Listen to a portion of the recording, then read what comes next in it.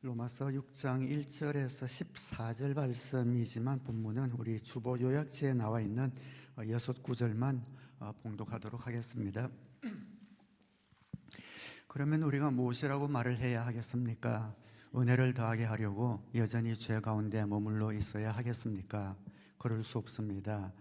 우리는 죄는 죽은 사람인데 어떻게 죄 가운데서 그대로 살 수 있겠습니까? 우리의 옛사람이 그리스도와 함께 십자가에 달려 죽은 것은 죄의 몸을 멸하여서 우리가 다시는 죄의 노예가 되지 않게 하려는 것임을 우리는 압니다. 죽은 사람은 이미 죄의 세력에서 해방되었습니다. 그러므로 여러분은 여러분의 지체를 죄에 내맡겨서 불의의 연장이 되게 하지 마십시오. 오히려 여러분은 죽은 사람들 가운데서 살아난 사람답게 여러분을 하나님께 바치고 여러분의 지체를 의의 연장으로 하나님께 바치십시오. 여러분은 율법 아래 있지 않고 은혜 아래 있으므로 죄가 여러분을 다스릴 수 없을 것입니다. 아멘.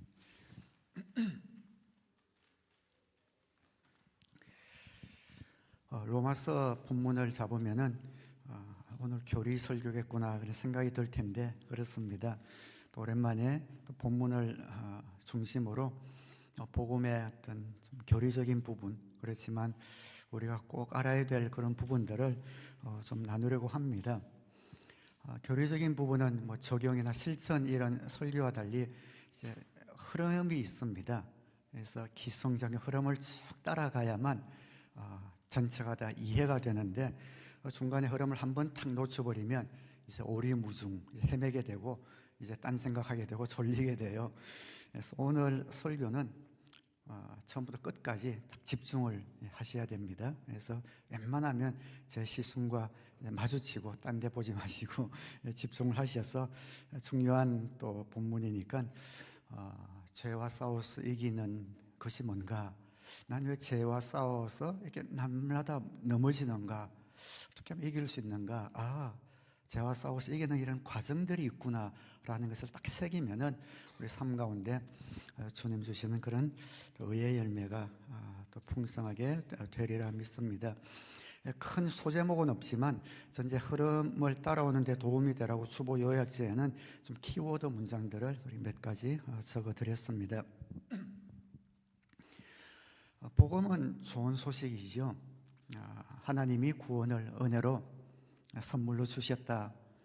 그래서 어떤 분은 성경 66권을 한 절로 압축하면 요한복음 3장 16절이다 그렇게 이야기를 하죠. 하나님께서 세상을 이처럼 사랑하셔서 외아들을 주셨으니 이는 그를 믿는 사람마다 멸망하지 않고 영생을 얻게 하려는 것이다. 한 절로 요한복음 3장 16절을 이야기하기도 합니다. 저는 에베소서 2장 8절 9절이 복음의 핵심이 아닌가 싶습니다. 여러분은 믿음을 통하여 은혜로 구원을 얻었습니다. 이것은 여러분에게서 난 것이 아니요 하나님의 선물입니다. 행위에서 난 것이 아닙니다. 그러므로 아무도 자랑할 수 없습니다. 우리가 인격 수용을 해서 구원을 받는다든가 선행을 해서 구원을 받는다든가 하는 것이 아니다. 하나님이 구원을 우리의 선물로 주시는 것이다. 우리의 자격이나 노력으로 구원을 받는 것이 아니라 완전 하나님의 은혜로 구원이 주어지고, 우리가 구원을 받으면, 다른 말로 표현하면 하나님과 아버지와 아들의 관계로 맺어지면 그 관계는 영원히 취소되지 않는다. 이것이 복음입니다. 이러한 사실을 알고 믿는 사람들 가운데는 종종 이제 그런 질문들을 던지지요. 구원이 취소되지 않고 또 우리에게 천국이 딱 보장되어 있다면 예수 믿고 나서 왜 우리가 마음대로 살면 안 되나? 어차피 이렇게 사나 저렇게 사나 우리에게 천국은 보장되어 있고 구원이 취소되지 않는데 좀 내가 하고 싶은 대로 좀 살면 안 되나? 그런 질문을 할 때가 있습니다. 신약시대 교인들도 이런 질문을 던졌죠. 1절에 그러면 우리가 무엇이라고 말을 해야 하겠습니까? 은혜를 더하게 하려고 여전히 죄 가운데 머물러 있어야 하겠습니까? 우리가 수많은 죄를 지어도 하나님의 용서는 항상 더 크셔요. 언제든지 우리에게 용서해 주십니다. 논리적으로는 그렇잖아요. 우리가 죄를 많이 지으면 하나님이 더 많이 용서해 주시니까 하나님이 용서해 줄 기회를 더 드리는 것이 하나님께 영광 돌리는 게 아닌가. 그러면 우리가 더 죄를 많이 지을수록 하나님의 은혜가 더 많으니까 죄를 지어도 되지 않는가, 그런 논리를 펴는 거죠. 안 좋은 쪽으로 머리 돌아가는 것은 그때나 지금이나 똑같은 것 같습니다. 이런 식의 질문은 어떤 가정 위에서 세워졌는가? 두 가지 가정 위에서 세워졌는데 제가 보기에는 잘못된 가정입니다. 첫째는 죄는 재밌다, 죄 짓는 것은 재미있다라는 가정이고, 두 번째는 어렵게 사는 것은 지루하다, 재미없다라는 것이죠. 죄라는 것이 재밌고 또 죄 짓는 것, 또 내가 마음대로 살아가는 것은 재미있기 때문에 어떻게 하면 좀 죄도 지어보고 재미도 누리고 그리고 예수도 믿어보자 하는 생각 때문에 이런 질문을 합니다. 여러분, 죄 짓는 건데 정말 재미있으세요? 예수 믿기 이전과 내가 예수 믿은 이후의 삶을 정말 정직하게 우리가 돌아보면 죄 짓는 것이 재미가 없습니다. 예수 믿기 전에는 나의 주인이 없었죠. 나의 주인은 내 자신입니다. 그러니까 내가 성질 부리고 싶을 때 내 마음대로 성질 부리고, 내가 이기적이고 교만하고 내 마음대로 했을 때에 그런 삶이 정말 재미있으셨습니까? 술 마시고 담배 피고 노름하고 내 기분 내키던 대로 성질 부리면서 살던 그런 세월, 물론 그런 삶 가운데는 찰나가 주는 그런 짜릿한 쾌감, 이런 거는 있을 수가 있습니다. 그런데 그런 삶을 살았을 때, 그 삶을 전체로 돌아볼 때 정말 행복했는가? 우리가 정직하게 한번 돌아보면은 그렇지 않을 겁니다. 자녀와의 관계도 복잡했을 것이고, 부모님과의 관계도 복잡했을 것이고, 결혼한 분들이라면 부부 관계도 갈등이 많았을 겁니다. 마음속에는 항상 스트레스가 쌓여 있었고, 뭔지 모를 죄책감이 항상 우리를 짓누르는, 십중팔구 건강도 썩 좋지 않았을 겁니다. 사단이 우리에게 주는 가장 큰 거짓말이죠. 그리고 우리가 속아 넘어가는 거짓말, 죄는 재밌어, 네 마음대로 사는 거는 행복한 삶이야 라는 거짓말입니다. 죄 짓는 삶이 신나는 삶이다 라고 속삭이지만 정말 정직하게 우리의 삶을 돌아보면 그렇지 않다라는 것을 알 수 있습니다. 반대로 여러분이 예수님을 믿고 특별히 여러분이 뜨거웠을 그때를 생각해 보기 바랍니다. 우리 인생, 또 우리 신앙이라는 것이 항상 뜨거울 수는 없죠. 뜨거웠다, 식었다, 왔다 갔다 하지만 그럼에도 불구하고 그 가운데 내 신앙이 가장 뜨거웠던 때 있잖아요. 기도하는 것이 즐겁고, 성경 읽고 싶고, 교회 열심히 봉사하고 싶고, 이웃을 섬기고 싶은 이런 때가 분명히 있었을 겁니다. 그럴 때 어땠는가? 행복하셨을 겁니다. 뭔가 그때 주위 사람들과의 관계도 평안하고, 만나면 그냥 기분이 좋고, 하루 살면서 하루를 돌아보면 보람이 있고 기쁨이 있고 행복했던 시간이 바로 그 시간이었을 겁니다. 왠가 죄는 언제나 파괴를 가져오기 때문에 그렇습니다. 그러나 의로운 삶은 우리 삶에 참된 행복을 가져다 줍니다. 하나님께서 우리를 구원해 주신 것은 우리를 단지 죄에서만 용서해 주시기 위함이 아니라 더 풍성한 삶, 죄에서 용서하셔서 건지셔서 의로운 삶을 살 때 주어지는 그 놀라운 풍요로운 그런 삶을 살게 하기 위해서 우리를 건져 주셨습니다. 근데 자꾸만 우리는 예수 믿고 나서 그때는 구원은 확정되어 있으니까 뭔가 좀 내 마음대로 살고 싶은, 그리고 그 전제는 잘못된 이런 가정들이 깔려 있다는 거죠.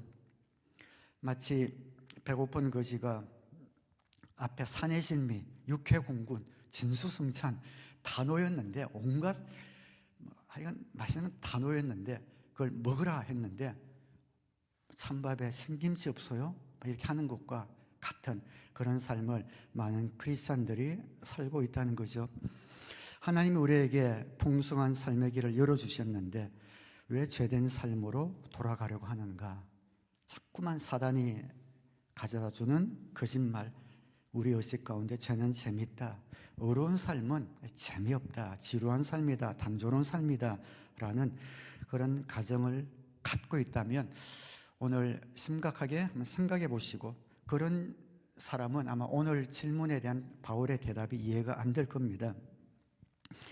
하나님께서는 우리로 풍성한 삶을 살게 해주셨다, 이것이 그분의 소원인데, 그러면 우리를 억누르고 있는 이런 죄에서 어떻게 벗어나서 그 죄를 이기고 좀 어려운 그런 삶을 살 수 있는가?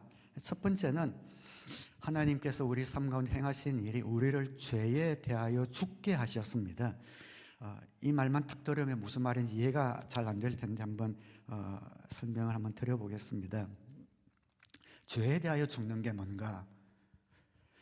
4절 후반절에 그것은 그리스도께서 아버지의 영광으로 말미암아 죽은 사람들 가운데서 살아나신 것과 같이 우리도 또한 새 생명 안에서 살아가기 위함입니다. 이것이 우리를 구원하신 목적이죠. 이 목적을 하나님이 어떻게 이루시는 관이 2절입니다. 그럴 수 없습니다. 우리는 죄는 죽은 사람인데 어떻게 죄 가운데서 그대로 살 수 있겠습니까? 죄에 대하여 죽었다는 게 뭘까요? 죄에 대해서 무감각해졌다라는 말은 아닙니다. 저도 그렇고 여러분도 죄가 무감각해졌습니까? 아니죠. 여전히 죄에 끌리지 않습니까? 시험이 오면 넘어가지 않습니까? 죄에 대하여 죽었다는 것은 무엇인가? 7절에 죽은 사람은 이미 죄의 세력에서 해방되었습니다. 죽은 사람은 이렇게 어떻게 건드릴 방법이 없다는 거예요. 세금이 많이 밀렸어요. 근데 죽어버리면 그 세금에 대해서 책임을 안 져도 되는 거죠. 마찬가지로 우리가 죄에 대하여, 죄가 우리를 볼 때 죽어버렸네? 살아있는 사람은 죄가 해코지도 하고 뭐 공격도 하고 자기 마음대로 할 수 있는데 죽어버렸으면 할 수 있는 게 없는 겁니다. 죄에 대하여 죽으면 우리는 죄에 대해서 해방되는데, 죄에 대해서 우리가 어떻게 죽게 되었는가? 그 일을 하나님께서 우리가 아니라 예수님에게 그 일을 먼저 행하셨습니다. 우리를 죄에서 해방시켜 주시기 위해서 먼저 예수님으로 하여금 죄에 대하여 죽게 하셔서 죄에서 해방되게 하셨는데, 그것이 무엇이냐면은 예수님의 부활입니다. 우리는 다 죽습니다. 왜 죽는가? 죄 때문에 죽습니다. 어떤 과학도 의학도 사람이 왜 병들고 늙고 죽는가? 그 해답을, 철학자들도 마찬가지죠. 그 진정한 해답을 아직 찾지 못하고 있습니다. 성경은 우리는 죄 때문에 죽는다, 죄가 가진 가장 강력한 무기는 사망이다라고 말씀하고 있습니다. 죄가 가진 궁극적인 힘은 어디서 오는가? 죽음에서 옵니다. 그런데 예수님께서 돌아가시고 죽음을 이기시고 부활하셔서 그 죄의 사슬을 끊어버리셨습니다. 로마서 6장 23절에 죄의 삭은 죽음이요 하나님의 선물은 우리 주 예수 그리스도 안에서 누리는 영원한 생명입니다. 죄가 쌓이고 쌓여서 죽음이 됩니다. 그 죄의 힘은 이 죽음에서 옵니다. 그런데 예수님께서 이 죽음을 정복하시고 이기시고 부활하셔서 그 죽음의 사슬을 끊어버리셨습니다. 오늘 본문 9절 10절에 우리가 알기로 그리스도께서는 죽은 사람들 가운데서 살아나셔서 다시는 죽지 않으시며 다시는 죽음이 그를 지배하지 못합니다. 그리스도께서 죽으신 죽음은 죄에 대해서 단번에 죽으신 것이요 그분이 사시는 삶은 하나님을 위하여 사시는 것입니다. 그래서 예수님께서는 죄의 사슬을 끊어버리시고 새로운 삶에서 하나님을 섬기는 그 삶을 살도록 이렇게 마련해 주셨습니다. 그래서 우리가 예수님을 영접한다는 것이 뭔가? 우리가 예수님을 영접하면 예수님과 연합하는 사람이 되는데, 예수님의 그 죽음과 부활이 우리 것이 되는 겁니다. 이것이 예수님을 영접하는 겁니다. 우리가 예수님을 영접하면 그 예수님의 죽음과 부활이 우리 것이 됩니다. 어떻게 우리 것이 되는가? 저도 몰라요. 하나님의 신비의 영역에 속한 부분이기 때문에 하나님이 그렇게 만들어 놓으셨어요. 거지 소년이 부자 집에 양자로 들어갔습니다. 그러면 부자 아버지가 가진 모든 재물을 누릴 수가 있죠. 그 모든 소유가 자기 소유가 됩니다. 자기는 하나도 애쓴 것이 없지만 신분이 바뀌었기 때문에, 그전에는 하인들도 그 거지를 박대하고 천대했지만 이제는 그럴 수 없습니다. 순종해야 합니다. 왜냐하면 아버지의 권위가 아들의 권위이기 때문에 그렇습니다.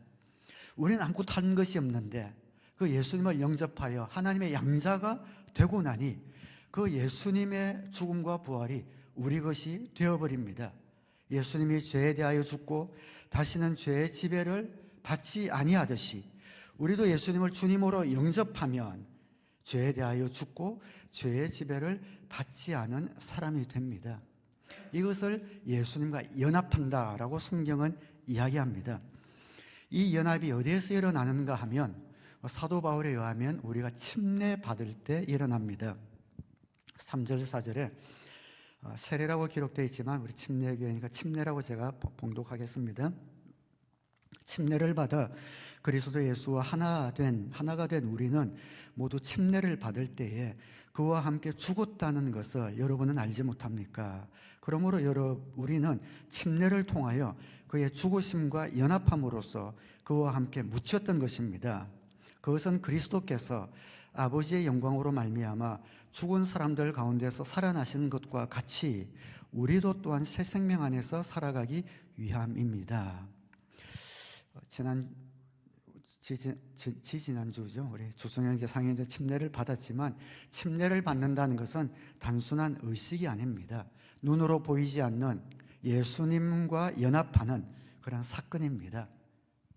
죄에 대하여는 죽고 하나님을 위해서 다시 사는 것처럼 우리도 죄에 대하여는 죽고 하나님을 위해 살게 됩니다. 죄의 지배를 받을 필요가 없는 그런 사람, 그런 존재로 바뀝니다. 그런 결과가 어떤 결과가 나오는가?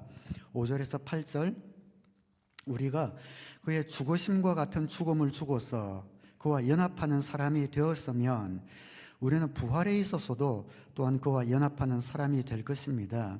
우리의 옛사람이 그리스도와 함께 십자가에 달려 죽은 것은 죄의 몸을 멸하여서 우리가 다시는 죄의 노예가 되지 않게 하려는 것임을 우리는 압니다. 죽은 사람은 이미 죄의 세력에서 해방되었습니다.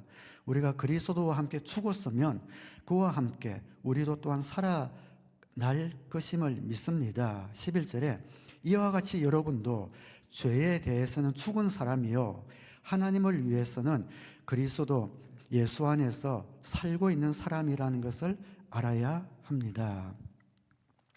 바울이 저기서 알아야 합니다라고 말을 맺고 있죠.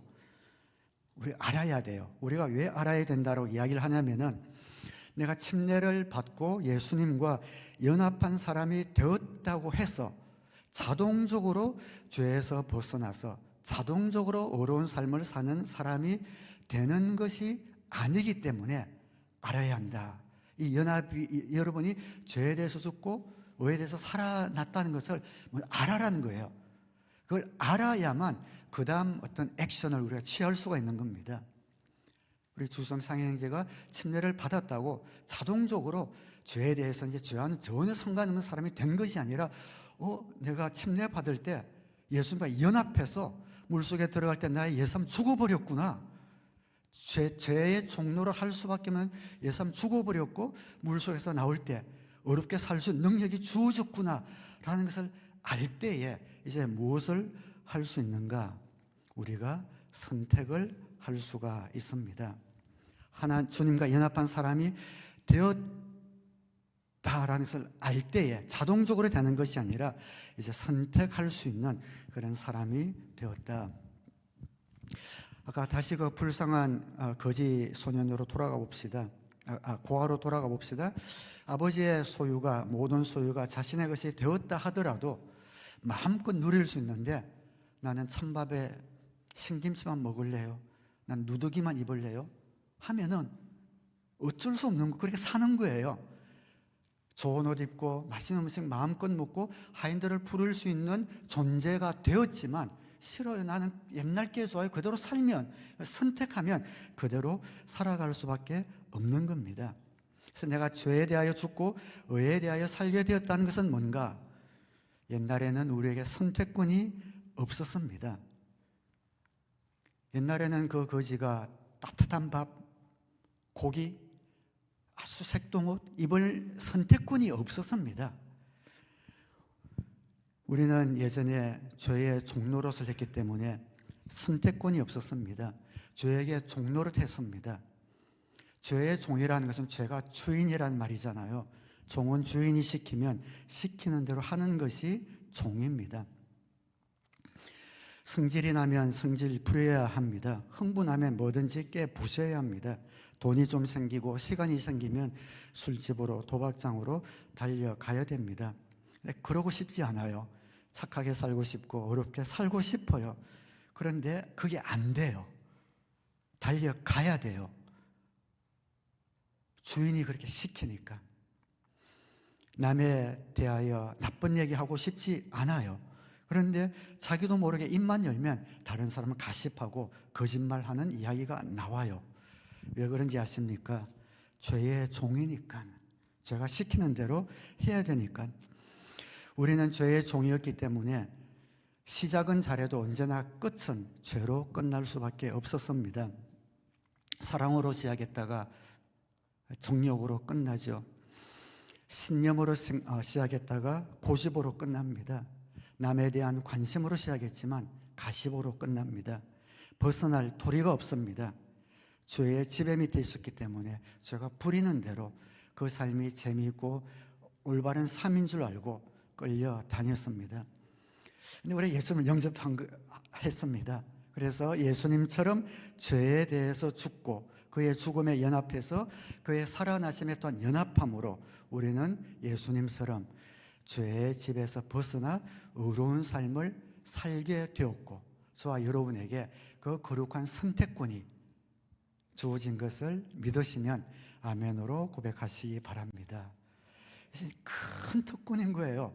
예전에 선택권 자체가 없었습니다.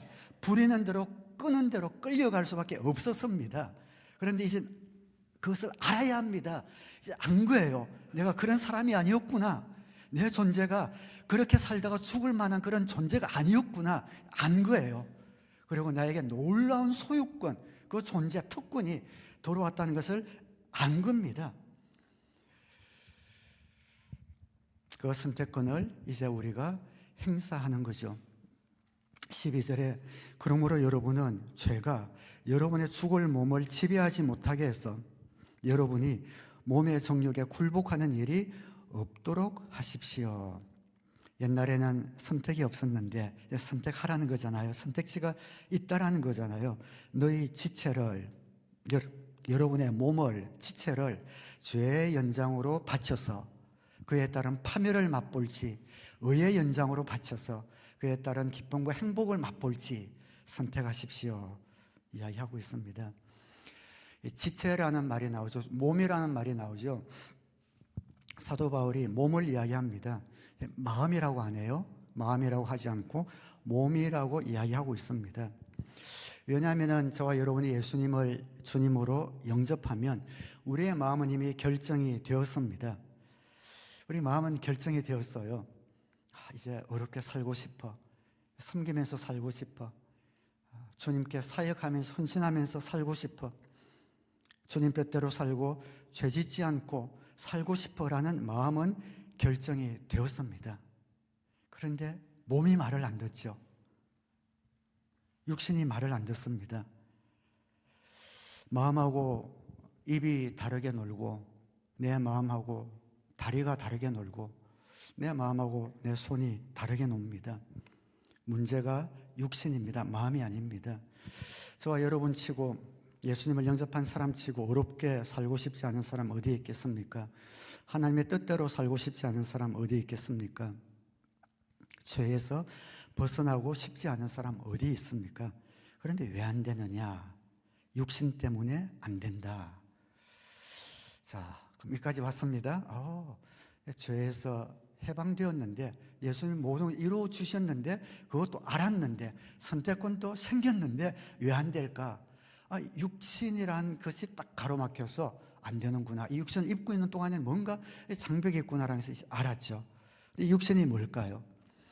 이 육신은 우리가 가진 어떤 자연스러운 욕망을 이야기하는 것은 아닙니다. 우리에게 주신 모든 욕망은 하나님이 주신 선물이에요. 그 모든 것은 아름답다고 보셔도 됩니다. 그런데 죄로 인해서 이런 욕망이 오염되어 버렸기 때문에, 잘못 사용하기 때문에 그렇게 된 거죠. 그래서 우리가 육신과 싸운다는 것은 뭔가? 습관입니다. 이 육신은 습관을 이야기합니다. 옛날에 죄 가운데 살던 우리 옛사람의 습관, 그것이 옛사람입니다. 우리 신앙생활은 습관과의 싸움입니다. 이 모든 것을 알고 주어졌는데 이 싸워나가는 과정이 왜 힘든가? 습관 때문에 그렇습니다. 이 습관은 어디에 뵭니까? 우리의 영혼에 배이지 않아요. 우리의 육신에 뵭니다. 우리의 몸, 지체에 배는 거죠. 어떤 분은 예수님 믿고 담배 끊고 잘 끊었다가 스트레스 한 번 받으면 또 담배를 탁 피죠. 담배가 문제를 해결해 주는 것도 아니고 스트레스가 사라지는 것도 아닌데 왜 그런가? 옛날에 문제 생기면은 탁 담배 폼이 익숙한데 그죠? 담배 잡는 이런 습관이 있었기 때문에 그런 거죠. 어떤 분은 싸우고 나면 바로 술 한잔 합니다. 노름판으로 달려갑니다. 그렇다고 문제가 해결되는 건 아닌데 왜 그런가? 옛날에 하나님 모를 때 해결 방법이 그거였거든요. 술 마시면 그냥 성질나면은 하는 습관이 있단 말이에요. 그 습관대로 또 가는 거예요. 어떤 사람은 날씨만 조금 흐리고 하면은 난 혼자야, 외로워, 세상에 누구도 날 알아주는 사람 없어, 이러고 있잖아요. 아니죠. 이제 하나님이 이제 계시잖아요. 그런데 왜 그러냐?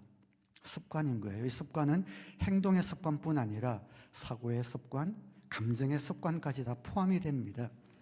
그래서 우리의 신앙, 우리의 죄와의 싸움은 이 습관과의 싸움입니다. 옛날에 죄의 지배 밑에 살았던 이 습관이 이제 하나님의 의로운 삶을 사는 습관으로 바뀌어 나갈 때 이것을 우리의 신앙 인격이 자란다라고 이야기하는 겁니다. 신앙 인격이 자란다.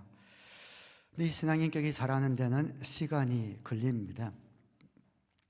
그래서 나를 향해서도 다른 사람을 향해서도 좀 오래 참아줘야 합니다. 아무개 예수 믿고 변한 것 같은 왜 저래? 이런 말들이 저에게도 들려오거든요. 근데 저는 마음에 괜찮아, 좀 기다리면 돼. 저는 제가 목회자로서 제가 가진 좋은 성품이라고 하면 좀 잘한 것 같고, 목회자로서 제가 가진 좀 그래도 좋은 장점이라고 생각한다면 제 스스로 저는 기대를 버리지 않습니다. 그 마음이 있는 것 같아요. 지금 어떤 모습으로 넘어지든 어떤 모습으로 지금 뒷걸음질 치든 그 당시 마음은 아프죠. 조마조마한 건 있지만 기대를 절대 버리지 않습니다. 언젠가는 될 거야. 언젠가는 다른 사람을 섬기는 리더가 될 거야. 그 믿음, 기대, 소망이 저에게 사라진 적이 없습니다. 그래서 제가 20년, 30년 이렇게 목회를 할 수 있지 않나. 언젠가는 하나님이 변화시킬 거야. 이 믿음이 없다면, 기대가 없다면 아마 좀 목회가 너무 어려웠을 것 같아요. 기다려줘야 합니다. 습관이라는 것은 하루아침에 고쳐지는 것이 아니기 때문입니다. 점점 싸워나가면서 하나씩 부숴뜨려 나가면서 새 습관이 우리 가운데 스며들기 시작하는 겁니다. 그리고 종국에는 저와 여러분이 죄의 싸움에서 승리할 줄 믿으시기를 주님의 이름으로 축원합니다. 왜 그런가? 14절에 여러분은 율법 아래 있지 않고 은혜 아래 있으므로 죄가 여러분을 다스릴 수 없을 것입니다. 죄가 옛날에는 우리를 지배했습니다. 그런데 이제는 죄의 지배를 받을 필요가 없습니다. 다스릴 수 없을 거라고 했잖아요. 처음에는 우리가 의식하면서 싸워야 돼요. 내 옛날 습관을 잘 생각해서 의식하면 의식할수록 더 잘 싸울 수 있습니다. 내가 이런 환경에서는 옛날에 이런 습관대로 굴러갔지. 내가 이런 상황 속에서는 옛날에 이렇게 넘어졌지. 내가 이런 환경 속에서는 옛날에 내가 이렇게 굴었지. 이런 것들을 계속 의식하면서 싸워 나가면은 그 싸움을 더 전략적으로 싸워 나갈 수가 있습니다. 그래서 어떤 그 습관이 다시 나오려고 하면은 나를 그 율법 아래 놓지 않고 은혜 아래 자신을 놓는 겁니다. 이것이 해결책인데, 내가 율법 아래 놓지 않고 은혜 아래 놓는 것이 뭔가? 마지막으로 이 단계를 말씀을 드리고 말씀을 맺겠습니다. 내가 율법 아래 놓지 않는다는 것, 우리 추보에 보면은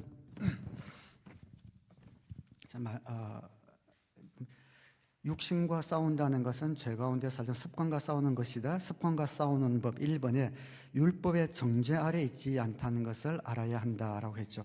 좀 중요한 말이니까 우리 한번 복상 한번 해보겠습니다. 율법의 정죄 아래 있지 않다는 것을 알아야 한다.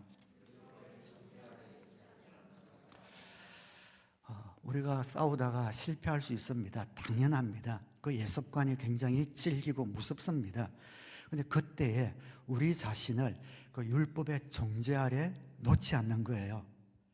내가 이런 습관과의 싸움에서 일시 패배한다 하더라도 내가 이것으로 인해서 절대 하나님과의 관계가 달라지는 것은 아니야. 고백할 수 있는 용기가 있게 되기를 주님의 이름으로 축원합니다.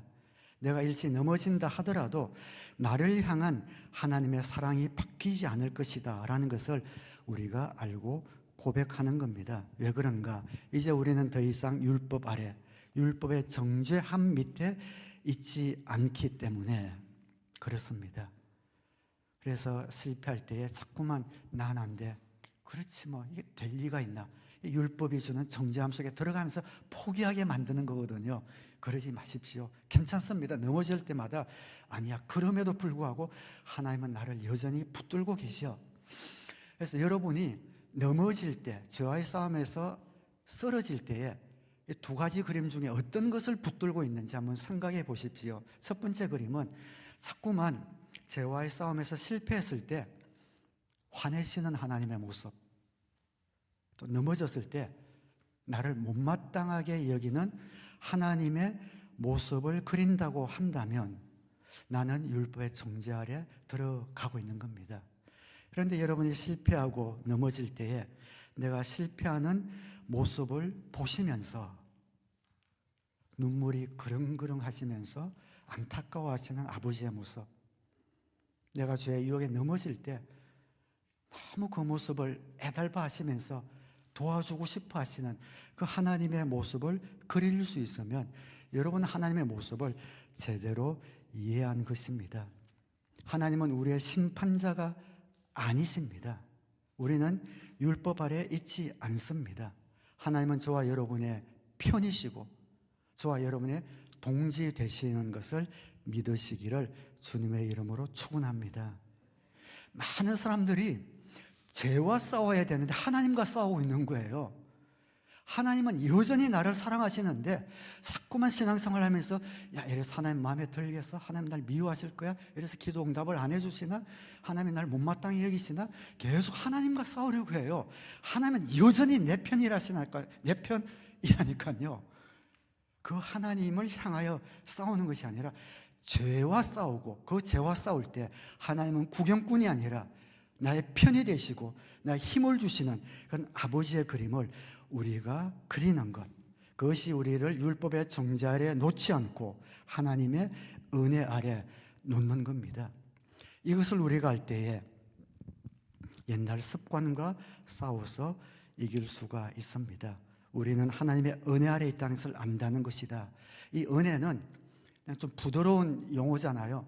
그냥 우리 용서해 주시고 안아주시는 이런 부드러운 용어일 수도 있지만 신약 성경에서 은혜라고 할 때는 언제나 은혜 이꼴 능력입니다. 하나님의 능력입니다. 은혜 안에 들어갈 때 나를 죄 가운데 건져주실 하나님의 크신 능력이 있다는 것을 아시고, 죄 짓고 살아가는 것은 결코 재미있고 행복한 삶이 아니라 파괴되는 삶이구나. 그 죄가 주는 쾌락과는 비교도 할 수 없을 그런 의로운 삶의 희락을 우리에게 허락해 주셨다는 것을 우리가 새기고, 이제는 그것을 알았기 때문에 선택권이 나에게 주어졌고, 이 선택권을 행사할 때 우리의 육신의 습관이 여전히 우리를 붙들지만 그 습관과 하나씩 싸워 나갈 수 있도록 하나님이 함께 하시고 우리를 정죄하지 않으시고 은혜와 능력으로 끝내는 승리하게 하실 하나님의 신실하심을 믿으셔서 이런 죄와의 싸움에서 날마다 승리하시는 경험들이 쌓여지셔서 신앙 인격이 커져서 풍요로운 그런 삶을 사는 저와 여러분 되시기를 우리 주님의 이름으로 축원합니다. 기도하겠습니다.